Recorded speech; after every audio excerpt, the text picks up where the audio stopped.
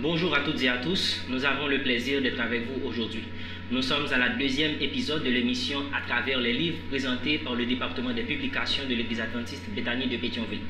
La dernière fois, je vous avais fait cette promesse, j'allais faire tout ce qui est en mon pouvoir pour vous trouver un invité.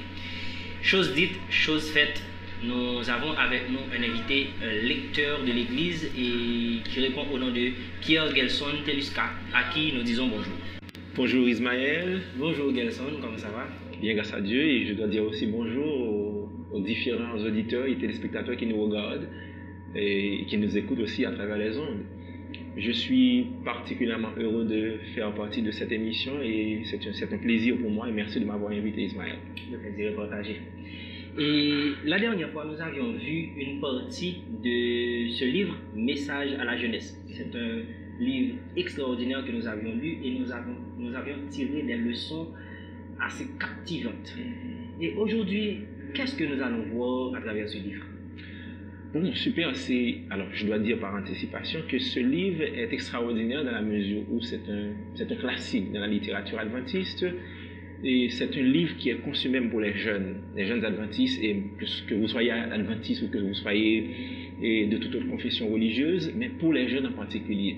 Alors, le point le plus important sur lequel on va s'entendre aujourd'hui, on va discuter, c'est surtout la sociabilité et les relations sociales.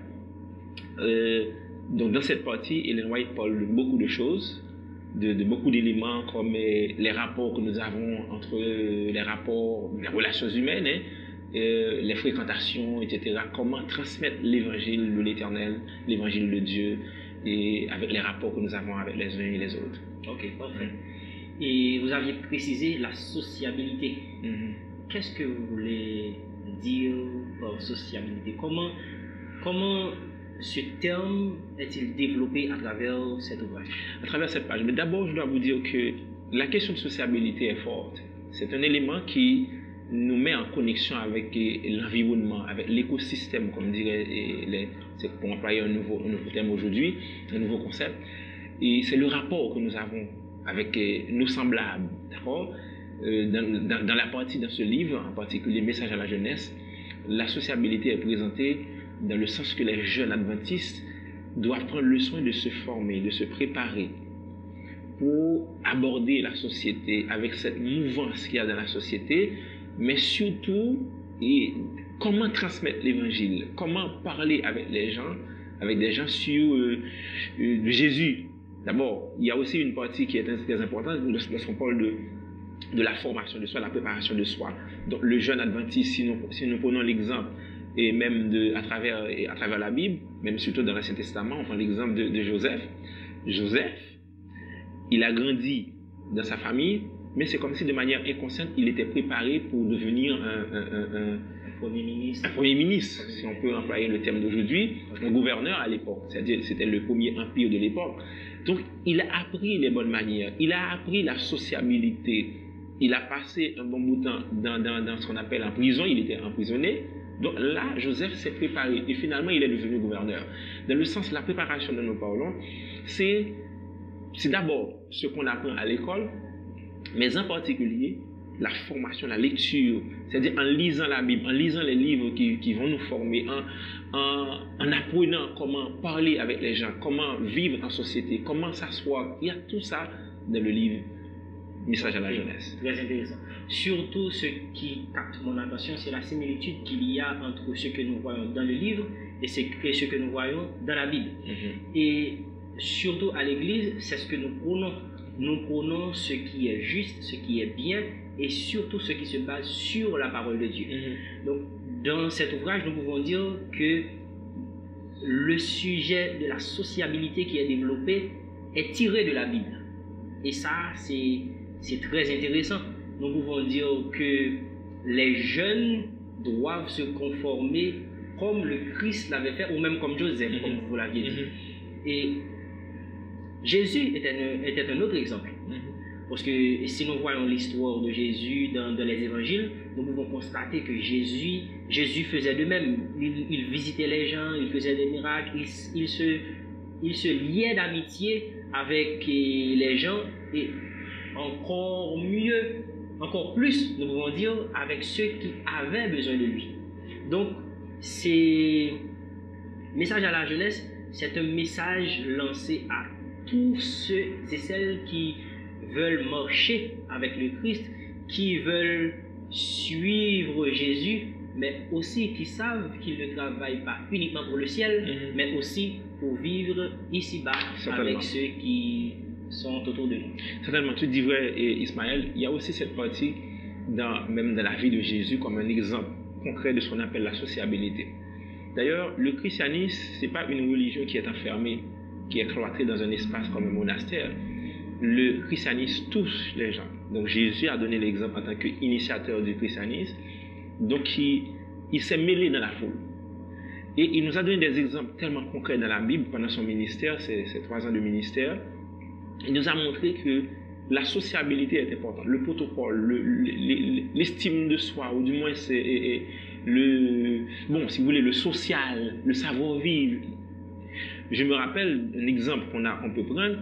Jésus entrait dans un village. C'était plutôt Béthanie. Le texte dit que Jésus est entré dans un village et une femme nommée Marthe le reçut dans sa maison. Donc Jésus n'est pas allé directement dans la maison de Marthe, mais il était dans le village. C'est-à-dire, avant même d'entrer dans la maison, il ne saurait entrer dans la maison comme ça. Il aurait pu dire, moi je suis Seigneur, je peux me permettre d'entrer dans n'importe quelle maison parce qu'il est Dieu. Non, mais la démarche est celle-ci, c'est que il est entré dans un village, il passait, et la femme qui est morte en tant qu'hospitalière le reçut dans sa maison. Et c'est ça la démarche. Donc il attend d'être invité avant d'entrer chez les gens. Certainement. Et on peut en dire davantage. Il y a des exemples dans la Bible où on nous montre que Jésus a dit que lorsque vous entrez dans un espace, peut-être dans une fête ou dans une cérémonie, on ne s'assoit pas par devant. C'est-à-dire, il a expliqué la raison pour laquelle, c'est-à-dire que si on s'assoit par devant, ça peut arriver qu'on vous déplace pour une raison quelconque, parce que cette place a été réservée pour d'autres personnes. Ça, c'est la sociabilité, si vous comprenez. Donc, il y a aussi des exemples où Jésus allait, et par exemple, dans cette dernière partie de sa vie, où il allait organiser ce qu'on appelle la cérémonie de Sainte-Seine, avant même d'entrer dans l'espace, il a demandé, dites à quelqu'un pour il a envoyé ses disciples pour dire à une personne de les accueillir, parce que le maître veut faire une fête. Donc c'est ça l'idée. C'est-à-dire que c'est ça la sociabilité. Alors, ça ne se situe pas seulement dans une question de savoir-vivre, mais dans le rapport avec les gens.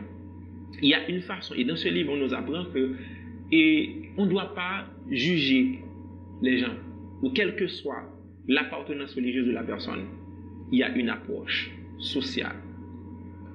Un exemple plus concret que nous pouvons prendre, c'est la rencontre de Jésus avec la Samaritaine. Il n'y a pas un exemple qui soit plus visible, plus concret, plus sociable que celui-là. La dame était venue au bord du puits et Jésus lui a demandé à boire avec beaucoup d'élégance. On pourrait même dire que Jésus est en train de courtiser la dame, et ce qui n'était pas le cas. Et les disciples même avaient des présomptions, les disciples avaient peut-être des clichés dans leur tête. Mais qu'est-ce que le Seigneur est en train de dire à cette dame? Et si on lit dans cette partie du texte, on va voir que Jésus prenait le soin de ne pas blesser la dame, mais la conversation était cordiale. Okay? Donc c'est ça l'idée, c'est-à-dire que les jeunes doivent se former. Peut-être il y a aussi un autre élément sur lequel je dois m'attarder, c'est la question de communication. Jésus était un communicateur. Disons, le plus grand des communicateurs. Le meilleur. Certainement.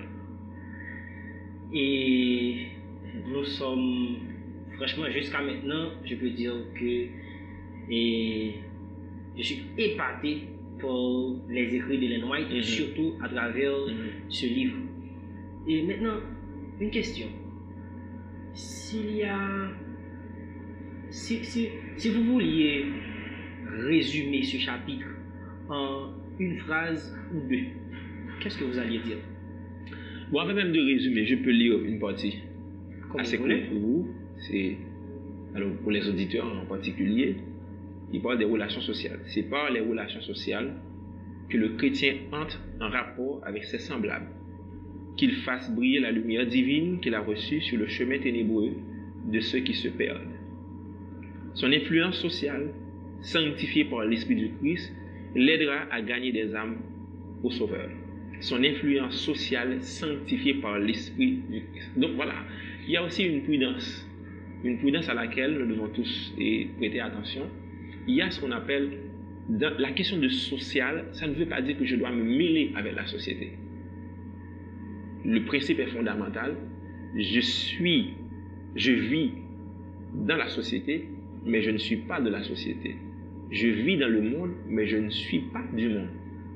Le monde a ses valeurs, mais moi aussi, j'ai les miennes. Donc, pendant que je suis dans la société, je fonctionne, je garde aussi mes valeurs parce que mon idéal, mon objectif, ou peut-être la mission qui m'a été confiée par le Seigneur, c'est de propager la bonne nouvelle. Mais je ne peux refuser qui que ce soit, indépendamment indépendamment de la vie de la personne, de son histoire, de son origine, de sa couleur, etc. Donc, c'est-à-dire que nous avons à partager cette bonne nouvelle.